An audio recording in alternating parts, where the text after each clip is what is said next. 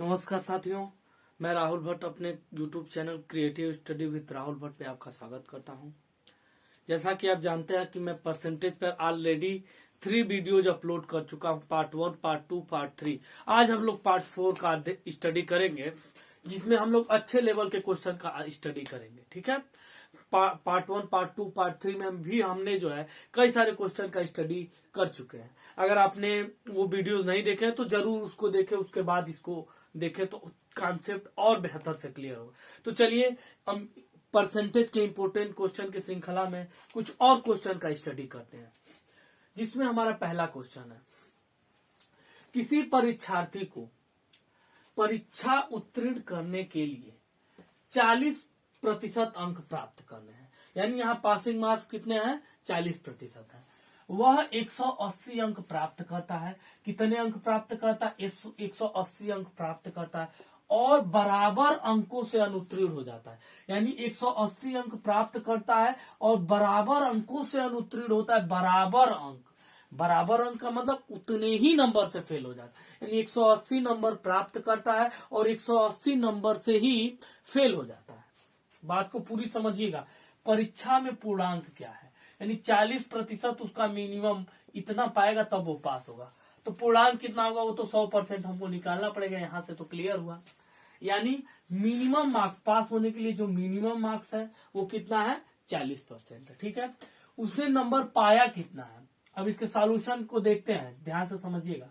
उसने नंबर पाया कितना है, 180 नंबर पाया है। ठीक है, और 180 नंबर से फेल हो गया, बराबर अंकों से अनुत्तीर्ण। यानी अगर वो 180 नंबर और पाया होता तो जो मिनिमम मार्क्स है 40% का, वो पास हो जाता। यानी 180 नंबर अगर और पाया होता, यानी पासिंग मार्क्स उसका कितना होता, 180 प्लस 180। और पासिंग मार्क्स इसने बताया कितना, अगर परसेंटेज में कितना दिया है, 40%। इसका मतलब ये हुआ कि ये जो 40% है इस 180 प्लस 180 मार्क्स के इक्वल है। ठीक है, और 180 प्लस 180 कितना होता है, 360।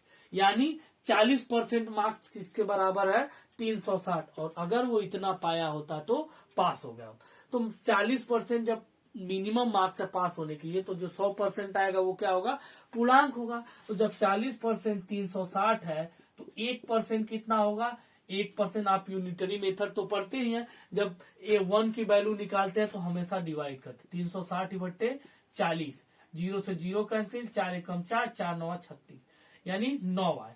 1% की वैल्यू कितना है, 9। तो जब 1% की वैल्यू 9 है तो 100% की वैल्यू कितनी होगी, 1% की वैल्यू 9 है, यानी 9 है।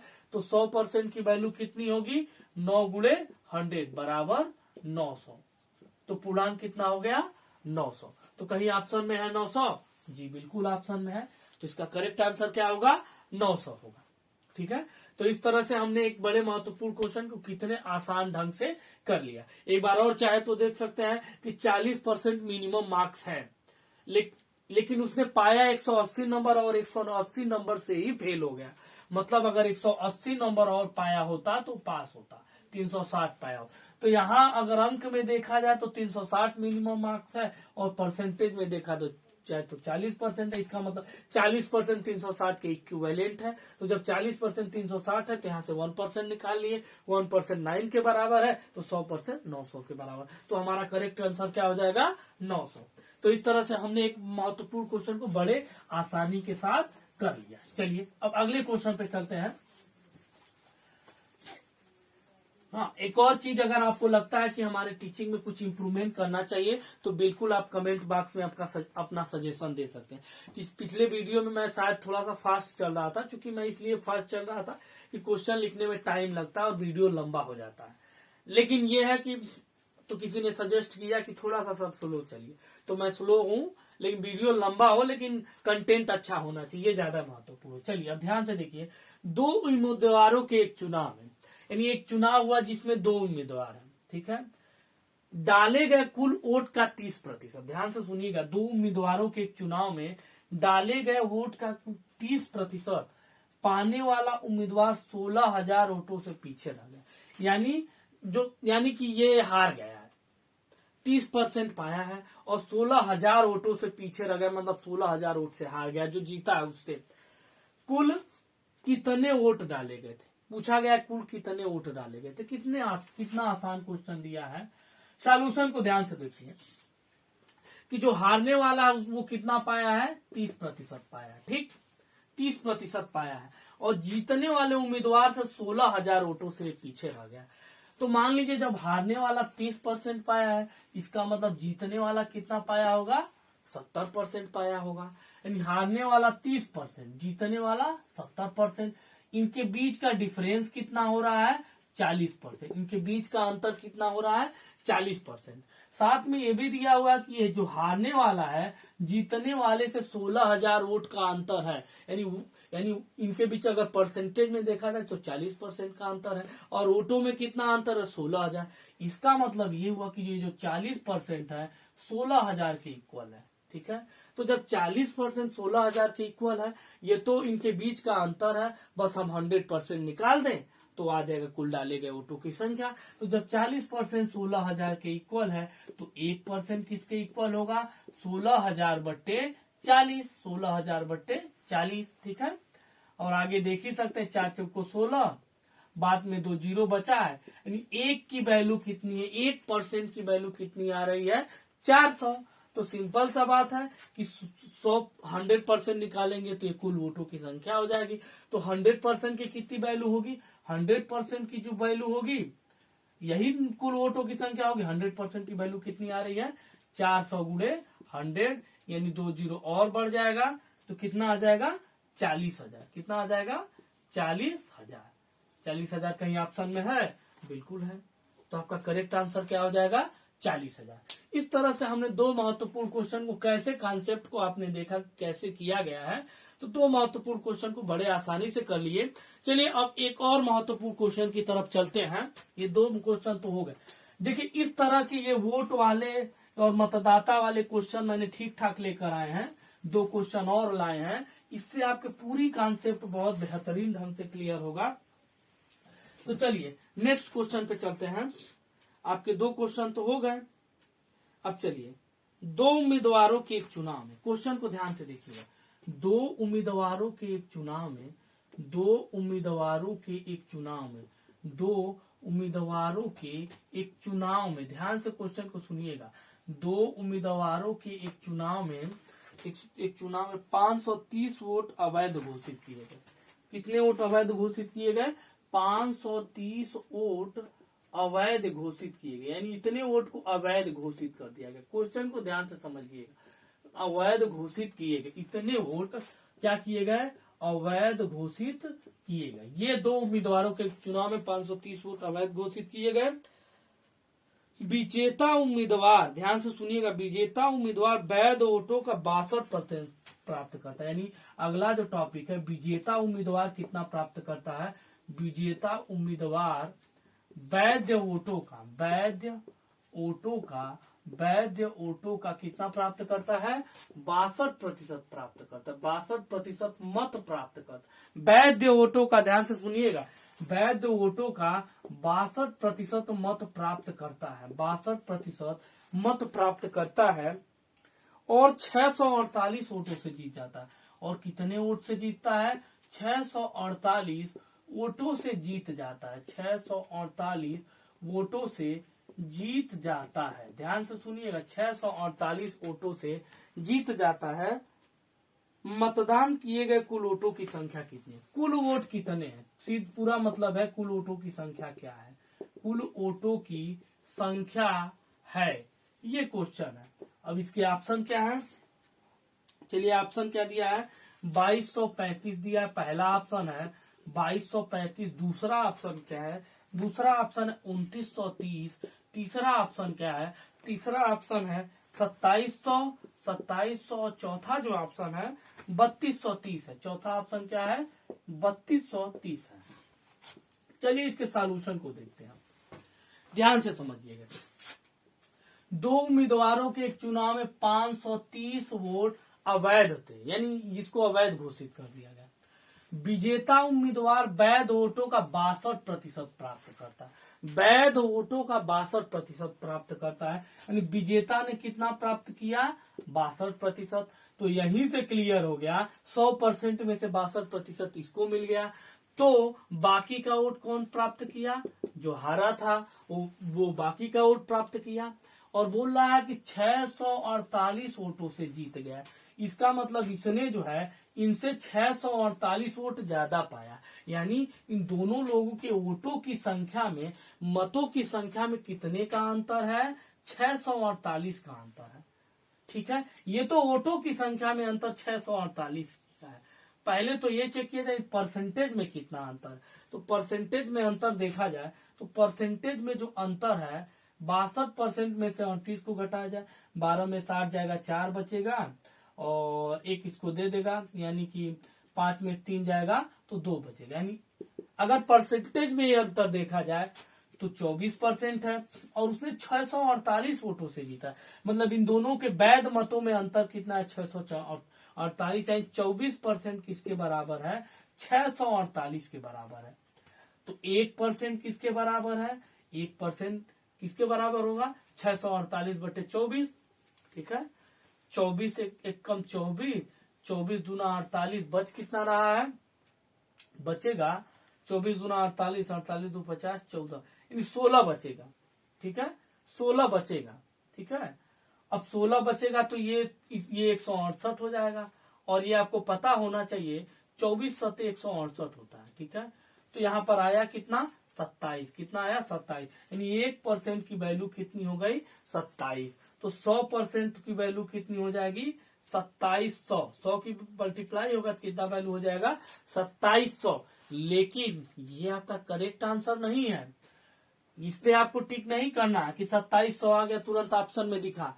उसने पूछा है कि कुल वोटों की संख्या कितनी। ये तो जो आया है वो वैध वोटों की संख्या, यानी जो वैध थे। तो कुल वोटों की संख्या, ये अवैध वोटों को भी जोड़ना है। इतने तो कुल पूछा है। तो 2700 प्लस 530, 2700 प्लस 530 कितना आ गया?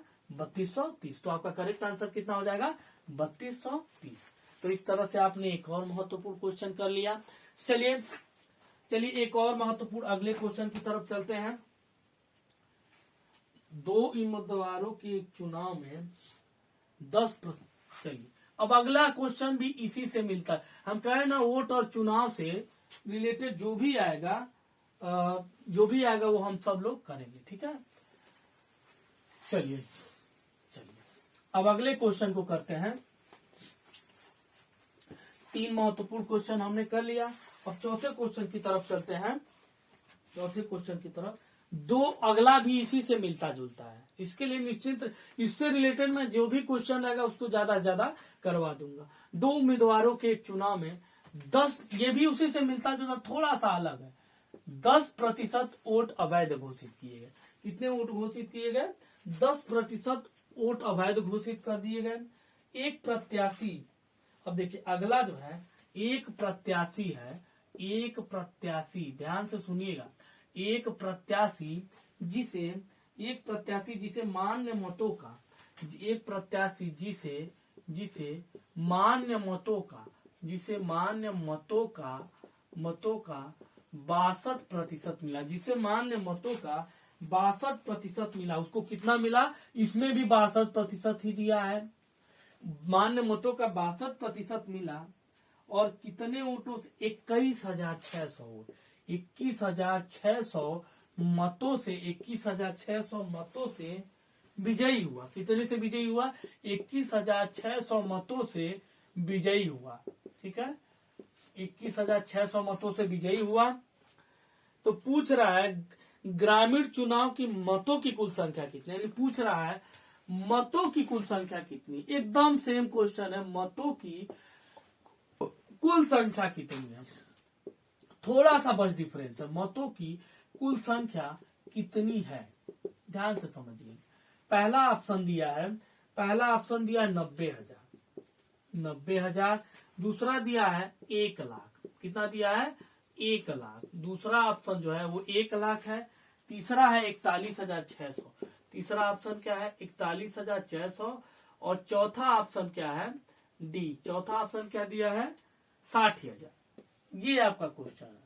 देखिए आप कितने आसानी से इस क्वेश्चन को सॉल्व करेंगे, ध्यान से सुनिए। ये कितने आसानी से सॉल्व हो जाएगा। दिया है 2 उम्मीदवारों के एक चुनाव में 10% अवैध घोषित की। चलिए वो 10% अवैध, पहले वैध कितने उसको तो निकाला जाए। एक प्रत्याशी जिसे मान्य मतों का 62% मिला, इसे कितना मिला, 62% वोट मिला, और 21,600 मतों से भी, यानी 21,600 मतों से विजयी हुए तो जीत गया। तो चलिए जब इसको 62 मिल गया वैध मतों का, तो जो हारा उसको कितना मिला होगा, 38%। ठीक है, इनके वोटों के बीच का अंतर कितना है, 24%। ये आप देख लीजिए, 62 में से 38 घटाएंगे 24% आएगा। और बताया गया कि 21,600 मतों से विजयी हुआ, यानी दोनों के बीच वोटों का जो अंतर है 21,600 है, और परसेंटेज में अंतर ये जो है 24% है। इसका मतलब ये जो 24% है वो 21,600 के इक्विवेलेंट है, इक्विवेलेंट है। तो इक्विवेलेंट जब 24% 21,600 के बराबर है, तो 1% किसके बराबर है, 21,600/24 कर लीजिए। ठीक है, अब किससे काट दिया जाए, 12 दूना 24, 12 एक कम 12, यहाँ 9 बचेगा, 96 हो जाएगा, 12/96 यानी 1800/2, यानी 2 एक कम 2, 2 9 18, यानी 900। 1% की वैल्यू 900 आया है, तो 100% की वैल्यू कितनी हो जाएगी, 90,000। 100% की वैल्यू कितनी हो जाएगी, 90,000। लेकिन आपको 90,000 आंसर नहीं करना है, ये तो वैध मतों की संख्या है 90,000।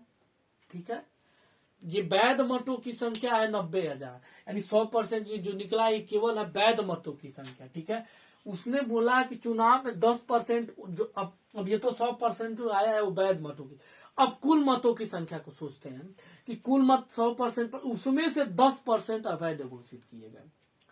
तो इसका मतलब ये जो कुल मत तो है नहीं, ये तो जो टोटल मत पड़े उसका ये केवल 90% है। ये तो 100% जो आया है केवल जो वैध मत है वो है 100%, लेकिन जो कुल मत है, कुल मत तो 100% है, और कुल मत में से 10% अवैध है।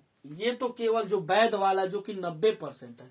तो अगर कुल मतों को देखा जाए तो उस हिसाब से कुल मतों के लिए तो ये 90% है, क्योंकि 10% तो अवैध है पहले से ही, और ये केवल वैध है। तो ये जो है कुल जो वैध वोट है, कुल जो वोट पड़े, वैध नहीं कुल, उसका ये केवल 90% है। यानी जब 90%, अब कुल वोट पे हम आ गए, कुल वोट पे 90% जब 90,000 के बराबर है, तो 1% किसके बराबर होगा, 1%, 1 0 से 1 0 कैंसिल, बच कितना रहा है, 9 एक कम 9, यानी 1000 के बराबर होगा। किसके बराबर होगा, 1000 के बराबर होगा। ठीक है, 90 है और ये 90,000 है, तो 100% कितने किसके बराबर होगा, 1 लाख के बराबर होगा। किसके बराबर होगा, 1 लाख के। ठीक है, तो ये इसमें समझिएगा आप, 100% डायरेक्ट 90,000, ये तो कुल वैध वोट है, लेकिन 10% टोटल वोट है जो है उसका 10% अवैध है। तो वैध कितना हुआ टोटल का, टोटल का 90% ही वैध है। तो ये टोटल वोट का 90%, तो 90% 90, 1% 1,000, तो 100% 1 लाख के बराबर। 1 लाख कहीं ऑप्शन में है, तो ये करेक्ट आंसर है। तो इस तरह से आपने और 2 महत्वपूर्ण क्वेश्चन कर लिए। ठीक है, चलिए ये तो आपने 2 कर लिए, अब कुछ और महत्वपूर्ण क्वेश्चन को करते हैं।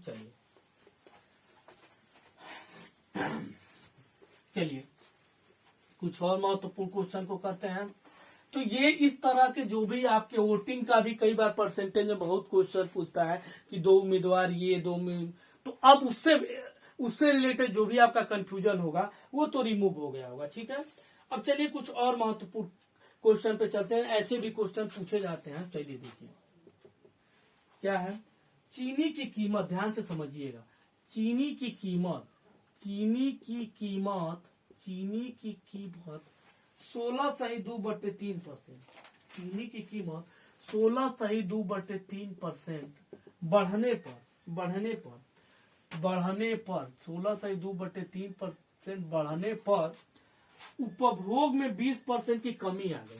यानी चीनी का दाम इतना परसेंट बढ़ा तो उपभोग में कितने परसेंट की कमी आ गई, 20% की कमी आ गई। 20% की कमी आ गई, ध्यान से सुनिएगा, 20% की कमी आ गई, ठीक है, 20% की कमी आ गई, तो व्यय में पर क्या प्रभाव पड़ेगा, यानी तो व्यय पर क्या प्रभाव पड़ेगा, व्यय पर क्या प्रभाव पड़ेगा, ये क्वेश्चन आपका है, व्यय पर क्या प्रभाव पड़ेगा। ध्यान से सुनिएगा, चीनी की कीमत बढ़ी कितनी है, 16.2/3%, उपभोग में कमी आ गई कि 20% की कमी आ गई, तो व्यय पर क्या प्रभाव पड़े। किसी भी व्यक्ति जो भी आप व्यय करते हैं अपने जीवन में किसी भी सामान पर, चाहे चीनी हो चाहे कुछ भी हो, ये व्यय किस पे डिपेंड करता है, ये व्यय इस बात पे डिपेंड करता है कि उस सामान का मूल्य कितना है,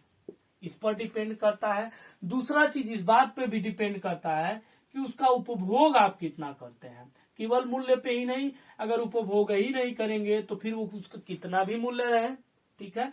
यानी व्यय दो चीजों पे निर्भर करते हैं, एक तो मूल्य पे, एक आप उसका यूज कितना करते हैं, यानी व्यय इन दोनों के मल्टीप्लाई के इक्वल होगा, यानी मूल्य इंटू उपभोग, ये पहले आपको ध्यान रखना पड़ेगा कि मूल्य इंटू उपभोग इक्वल टू व्यय, ये आपको ध्यान रखना पड़ेगा, ठीक। चलिए पहले तो ये समझिए चीनी की कीमत बढ़ी कितनी है, 16.2/3%। तो पहले तो हमें ये समझना पड़ेगा कि 16.2/3% का मतलब क्या होता है।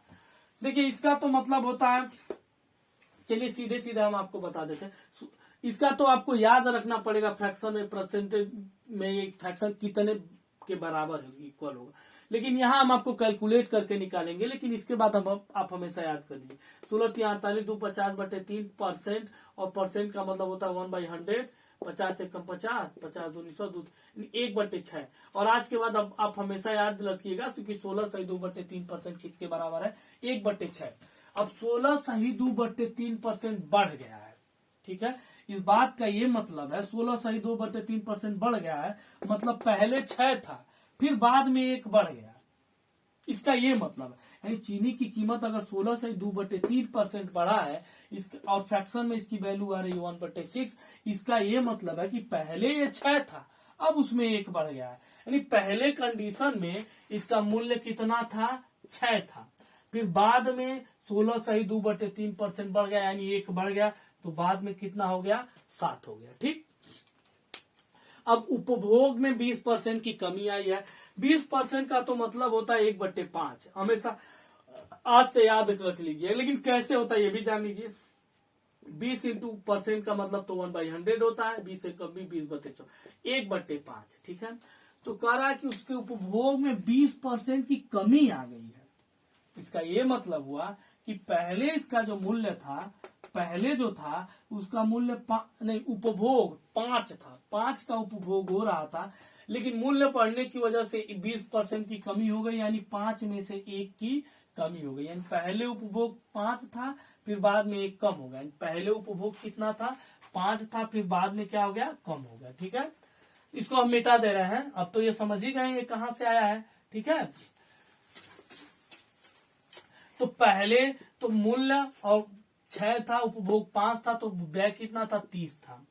अब दूसरे कंडीशन में जब मूल्य बढ़ गया तो बढ़ के 7 हो गया, तो उपभोग घट के 4 हो गया, जाहिर, तो 7 चौक कितना हो गया, 28 हो गया, यानी पहले व्यय 30 था, अब व्यय कितना हो गया, 28। अब आप खुद ही देख लीजिए कि व्यय में कमी कितना हुई। अच्छा मैंने इसका ऑप्शन नहीं लिखा क्या, चलिए कोई दिक्कत नहीं, वैसे भी तो आप समझ ही रहे हैं व्यय में कितनी कमी हुई। तो पहले तो कमी प्रतिशत निकालने के लिए क्योंकि प्रतिशत है तो कमी प्रतिशत मैं ऑप्शन नहीं लिखा हूं, चलिए कोई दिक्कत नहीं है, ऑप्शन भी लिख दे क्या, ऑप्शन भी लिख दे क्या, चलिए अब इसको ऐसे ही कर लीजिए, ठीक है।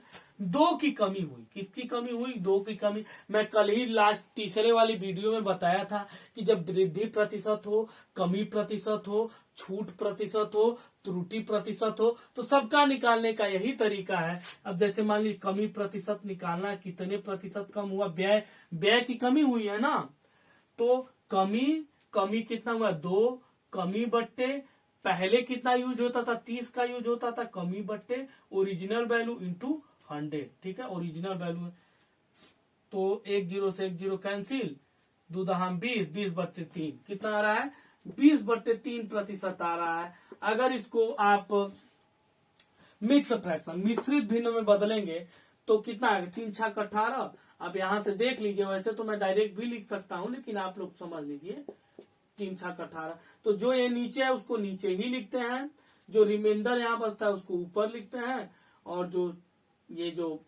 6 बच रहा है ये होल नंबर पे। तो कितना परसेंट है, 3×6 = 18, तो 20/3, यानी इतने परसेंट की क्या हुई है, कमी हुई है। तो जब भी आपका इस तरह सा क्वेश्चन पर करे तो ये ध्यान रखना पड़ेगा कि व्यय किन बातों पे निर्भर करता है, मूल्य पे निर्भर करता है, उपभोग पे। ऐसे ही ये क्वेश्चन मैं पिछले वाले वीडियो में भी ठीक ऐसे ही एक क्वेश्चन करवाया था, ठीक है।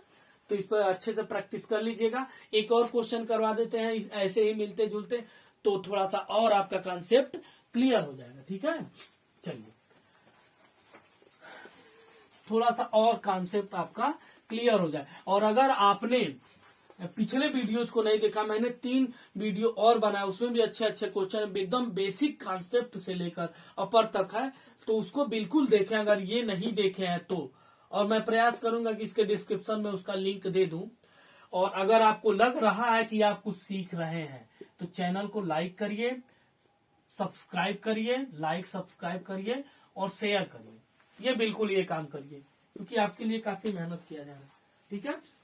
चलिए, नेक्स्ट क्वेश्चन ये है, ठीक है। काफी की कीमत, अब ध्यान से सुनिएगा, एकदम ऐसे ही क्वेश्चन है। काफी की कीमत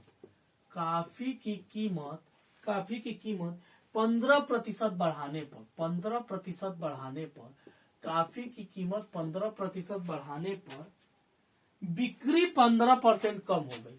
बिक्री 15% कम हो गई। बिक्री 15% कम हो गई, ठीक है। आय पर क्या प्रभाव पड़ेगा? अब इससे दुकानदार के आय पर क्या प्रभाव पड़ेगा? चलिए, इसके पहले वाले क्वेश्चन में ये था कि एक व्यक्ति है, मान लीजिए एक ग्राहक के संदर्भ में था। अब ग्राहक के लिए तो यहाँ तो अगर दुकानदार है उसके किन चीजों पे क्या प्रभाव, घटने बढ़ने से क्या प्रभावित होगा, उसका आय प्रभावित होगा। लेकिन अगर ग्राहक की बात करें तो ग्राहक का क्या प्रभावित होगा, व्यय प्रभावित होगा। क्या प्रभावित होगा? चलिए, इसका हम ऑप्शन भी लिख देते हैं। 0 मतलब कोई प्रभाव नहीं पड़ेगा, ठीक है।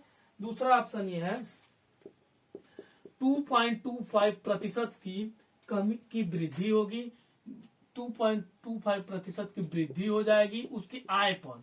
और तीसरा है 2.25% की कमी, 2.25% की कमी हो जाएगी। और जो आपका चौथा ऑप्शन है 15% की कमी होगी। कितनी की कमी होगी? 15% की कमी होगी। देखिए, इसके सॉल्यूशन पे आते हैं, बहुत ही आसान है। देखिए, एक ग्राहक के तौर पे आप जब किसी सामान का दाम घटेगा बढ़ेगा तो आपके क्या प्रभावित होता? आपका व्यय प्रभावित होता है कि आपका व्यय बढ़ेगा घटेगा। लेकिन एक दुकानदार की बात करें कि किसी सामान का दाम घटने बढ़ने पर उसका क्या प्रभावित होता है? उसका प्रभावित होता है आय, यानी उसकी आय 2 बातों पे निर्भर करती है। पहला कि वस्तु का मूल्य कितना है, तो केवल मूल्य पर ही नहीं डिपेंड करता है, उसकी बिक्री कितनी हो रही है। वहां पे था कि व्यय किस पे डिपेंड था, मूल्य पे डिपेंड था, और आप उसका कितना यूज कर रहे हैं, इस पे उपभोग कितना। लेकिन यहाँ ग्राहक की नहीं, अब दुकानदार की बात हो रही है, उसकी आय की बात हो रही है। तो उसकी आय 2 बातों, किसी सामान का मूल्य कितना है और उस सामान की बिक्री कितनी हो रही है। यानी आय 2 बातों पे डिपेंड है, मूल्य इंटू बिक्री। ये दुकानदार के सेंस में है इक्वल टू आय, लेकिन आपके सेंस में मूल्य इंटू उपभोग इक्वल टू व्यय, उसी से मिलता जुलता, ठीक है। तो पहले यहाँ 15% बढ़ा है, 15% बढ़ा है कीमत 15%। तो पहले 15% का मतलब तो 3/20 होता है। कैसे? 15% का मतलब 1/100, तो 5 × 15, 5 दूना 10 यानी 20, यानी 3/20 है, ठीक। काफी की कीमत 15% बढ़ी है। 15% बढ़ने का मतलब ये 15% फ्रैक्शन में आ रहा है 3/20, इसका ये मतलब है कि पहले कॉफी की कीमत 20 थी, फिर बाद में 3 बढ़ गई यानी 23 हो गई बाद में। तो फर्स्ट केस में कॉफी की कीमत कितनी थी? 20 थी, फिर बाद में बढ़ के कितना हो गई? 23 हो गई कीमत। अब बिक्री पर क्या प्रभाव पड़ता है? बिक्री 15% कम हो गई, बिक्री 15% कम हो गई, यानी कहने का मतलब ये है कि 15% कम हुई। यानी अगर बिक्री पहले 20 थी तो बाद में 3 कम हो गई, ये मतलब है 15% कम होने का मतलब। बिक्री पहले कितनी थी? 20, और फिर बाद में 15% कम हो गई, यानी 3 कम हो गई। तो बाद में बिक्री कितनी हो, मतलब बिक्री कितनी हो गई? दूसरे कंडीशन में 17 की हो रही। ठीक है, इसको अब मिटा देते हैं। ठीक है, पहले कितना आय हुआ? पहले आय था 400, फिर आय कितना हुआ? बाद में कितना हुआ?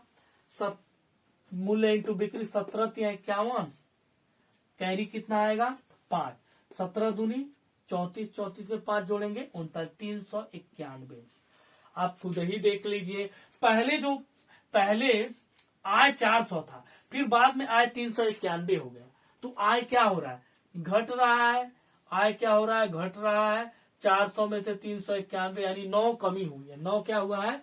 घटा है। तो ये तो श्योर है कि ये ऑप्शन नहीं है, ये भी ऑप्शन नहीं है, कमी है। अब 9 कब की कमी हुई है? तो देख लीजिए, पहले कमी प्रतिशत, हम पहले ही बात आ चुके, कमी प्रतिशत निकालने का तरीका। कमी कितना हुआ? पहले कितनी वैल्यू थी? इंटू 100। ये 2 जीरो कैंसिल। 4 से जब 9 को डिवाइड करेंगे तो कितना आएगा? 4 से 9 इतना तो आप पढ़े ही है, बेसिक कॉन्सेप्ट। 4 को 9 को डिवाइड करेंगे 2.25% आएगा। तो करेक्ट आंसर क्या है? 2.2% की कमी। तो हमने कई सारे महत्वपूर्ण क्वेश्चन को कर लिया। अब कुछ एक दो अब अच्छे लेवल के भी क्वेश्चन आपने कर लिया। ठीक है, अब इस तरह के क्वेश्चन आएंगे तो मुझे उम्मीद है कि आपको और मैं 1-2 और सीरीज चलाऊंगा परसेंटेज का। ठीक है, तो 1-2 और सीरीज जब चलाऊंगा और उसमें और भी बेहतर क्वेश्चन, जो भी एग्जाम में जिस भी टाइप के पूछे जाते, हर टाइप के क्वेश्चन को मैं इंक्लूड करूंगा अपने इस पूरे सीरीज में। आपने देखा भी मैंने कैसे कैसे क्वेश्चन को इंक्लूड करी। चलिए 1-2 आसान क्वेश्चन भी कर लेते हैं। टाइम तो वैसे वीडियो बहुत लंबा हो जा रहा है, लेकिन 1 आसान क्वेश्चन भी कर लेते हैं। ठीक है, त्रुटि प्रतिशत पे ये आसान क्वेश्चन है। ठीक है, लेकिन कभी कभी पूछ दे जाते हैं और प्रैक्टिस नहीं रहती है तो हम गलती कर देते हैं। ठीक है, राधा, एक क्वेश्चन ये है, राधा 4.0 सेमी रेखा को 4.0 सेमी रेखा को कितना मापती है? 4.1 सेंटीमीटर मापती है, यानी 4 सेंटीमीटर रेखा और कितना मीटर मापती है? 4। ये थोड़े आसान क्वेश्चन है, मैंने थोड़ा सा सोचा कि कुछ आसान क्वेश्चन भी इंक्लूड करते हैं। नापती है तो पूछा गया है त्रुटि प्रतिशत कितना है? त्रुटि प्रतिशत कितना है? ऑप्शन देखिए, ऑप्शन दिया है 2.5, दूसरा ऑप्शन दिया है 2.0 और तीसरा ऑप्शन दिया है 0.1 और चौथा ऑप्शन दिया है 1.0। ये 4 ऑप्शन है। अब पहले यानी लंबाई कितनी है? 4.0, वो मापती कितनी है? 4.1।